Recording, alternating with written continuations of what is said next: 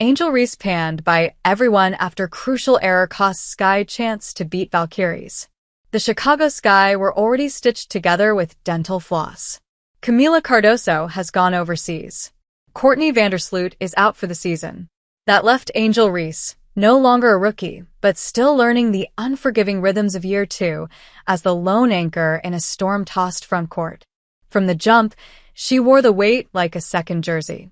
Then came the first quarter flagrant on Kayla Thornton, who was hard to miss in neon green kicks and even harder to stop, torching the Sky for 29 points. But it wasn't the early foul that defined Reese's night. It was the final minute that unraveled it all. With 47 seconds left and the shot clock winding down, the Valkyries looked trapped. Tiffany Hayes, stuck near the logo, had little room to operate. Kia Nurse had switched onto her. The shot clock showed 1 second. And then, contact. Reese reached. The whistle blew. But man, for the Sky, you had the Valkyries dead to rights in the world, with no lifeguard in sight. And you bail out the Valkyries, the commentator sighed, disbelief coating every word. It was a bailout. One that handed the Valkyries a fresh possession, and, moments later, a 79-74 lead. Reese scored on the next play to cut it to 3. And then, with 8 seconds between the shot and game clock, she fouled again. This time, intentionally. On Hayes. The Valkyries had no reason to shoot. The Sky could have played it out. Instead, Hayes went to the line and calmly sealed the win. Even Bay reporter Kenzo Fukuda stated on a post on X, Chicago and Angel Reese did not have to foul there. The shot clock and game clock were separated by 7 seconds. One stop, and they would have had the ball back with 2 timeouts. Reese finished with 17 points and 18 rebounds, her third straight game with 15-plus boards.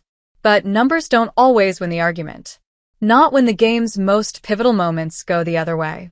Thornton's 29 were a career high.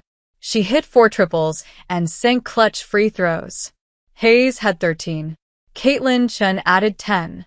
Golden State, now 7-8, made the most of every mistake. Chicago, at 4-11, made too many. Ariel Atkins led the Sky with 20. Nurse had 17, 12 in the first half. Rachel Banham added 11. But it all circles back to Reese. The sophomore is learning, no doubt. But in a season where Chicago can't afford mental lapses, Friday night felt like a turning point. Not just for the standings, but for how Angel Reese is perceived under pressure. The comment referred to Reese's 4th foul, the one on Tiffany Hayes with just 1 second left on the shot clock. It was confusing, unnecessary, and essentially a 0 IQ basketball play. Ironically, it led to just 1 point, but although Reese tried to redeem herself with a layup on the next possession, the damage was done. The timing skewed the possession game, giving the Valkyries enough room to let the clock wind down in their next possession. No one really knows, maybe she was going for a steal. But all she had to do was stay in front of Kayla and force a tough shot or bait her into holding the ball until the shot clock expired. One fan asked, "Makes no sense? 8-second differential and you foul?" They weren't alone in their confusion. With the Sky trailing 76-79, the shot clock was at 14 and the game clock at 21, an 8-second gap. Yet for reasons unclear, Reese fouled Tiffany Hayes instead of letting the possession play out. No one really knows why head coach Tyler Marsh and the staff opted to foul instead of going for a stop and playing for the final shot. Especially when Kia Nurse was 5 of 11 from 3 and Rachel Banham 3 of 6. All they needed was one clean look to tie and force overtime. Another fan vented.